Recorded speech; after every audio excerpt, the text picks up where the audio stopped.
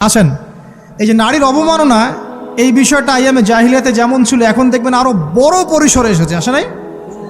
এই যে fashion show, দেহের প্রদর্শনী, বিভিন্ন ফিল্মস দেখবেন, ফিল্ম ইন্ডাস্ট্রিজে দেখবেন, মিউজিকে দেখবেন, পর্নে দেখবেন, মেয়েদের দেহটাকে নিয়ে ব্যবসা করা হচ্ছে।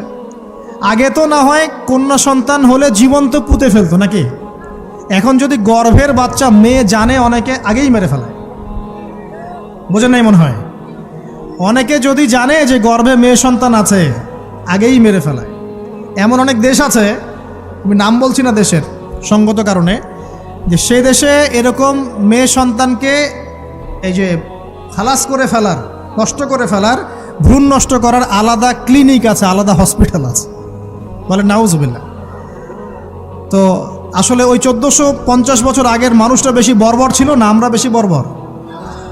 এই যে অধিকারের কথা বলে বলে আমরা মেয়েদের দেহটাকে নিয়ে এখন মস্করা করছি, তামাশা করছি। সবচেয়ে সেরা অধিকার কোথায় পাবে?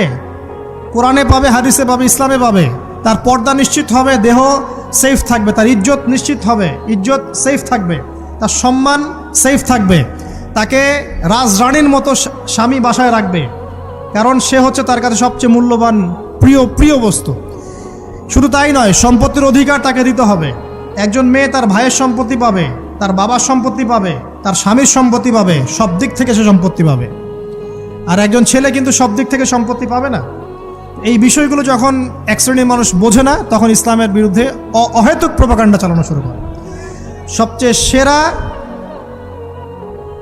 সম্মান রক্ষার উদাহরণ দেয়া হয়েছে ইসলামে, কোরআনে এবং হাদিসে। এই কথাটা আপনাদের মা বোনদেরকে বোঝাবেন, তবে নম্রতার সাথে বোঝাবেন, কারণ উচ্চবাচ্য করলে তারা কথা শুনবে না।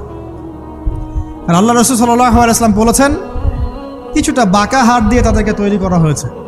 যদি আপনি শক্ত করে চাপ দিতে যান তাহলে ভেঙে যাবে, আর যদি আপনি ওই অবস্থায় ছেড়ে দেন তাহলে বাঁকাই থেকে যাবে। এখানে আপনাকে হিকমা অবলম্বন করতে হবে। আল্লাহ পাক